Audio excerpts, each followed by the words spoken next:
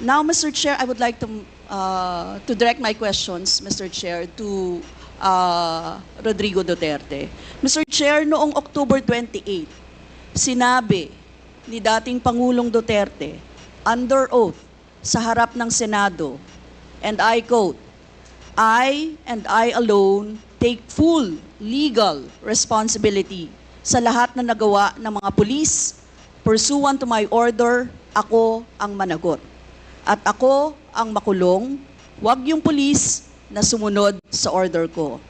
Ang tanong natin, Mr. Chair, the families of innocent extrajudicial killing victims are present. Yun po yung pinagsalita nyo kanina.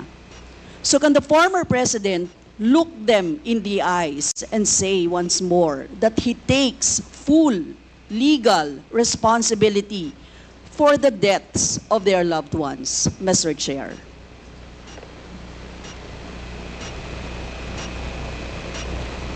Mr. President, can you, What's the question? what is the question? Can you repeat the question? Mr. Chair, sinabi niya po na full responsibility. So, Mr. Chair, totoo ba yan? Correct. Very correct.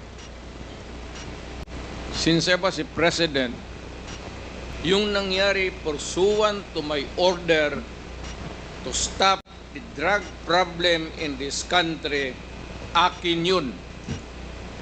Akin na akin yun. Ako ang nagbigay ng order kasi ginawa nila illegal or legal, akin yun. Thank you, Mr. Chair. I take full responsibility for it. Thank you, Mr. Chair. Yun po yung tanong ko. Yung families of innocent extrajudicial killings, kayo din. File the case in court. Mr. Walang Chair. problema. Nandiyan ang korte. Yes, Mr. Chair. Second question ko. Responsable kayo kasi polisiya nyo yon. Kumbaga, tatak Duterte. Dahil polisiya nyo rin yan, tama ba? Sa Davao. Nung nasa Davao pa kayo. Tama ba na tawagin po itong Davao model or Davao style, Mr. Chair? I cannot control the semantics. Mr. Chair, yes or no? of the Davao style. Do not ask me to answer yes or no. You are not an investigator.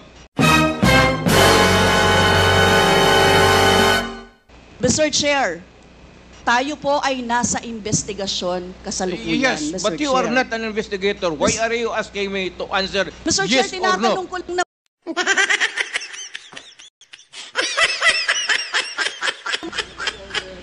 Chair, point of Session order. suspended. Point of order, Mr. Chair. Ano ka, pulis? The session is suspended for the meantime, so please, let's take time to calm things down, okay? Rosas?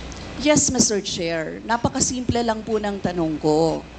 Tinatanong ko lang po kung yes or no, Davao style ba yung inyong modelo. Mr. Chair, ayaw niya sagutin. So, Mr. Chair, hindi ko maintindihan yon.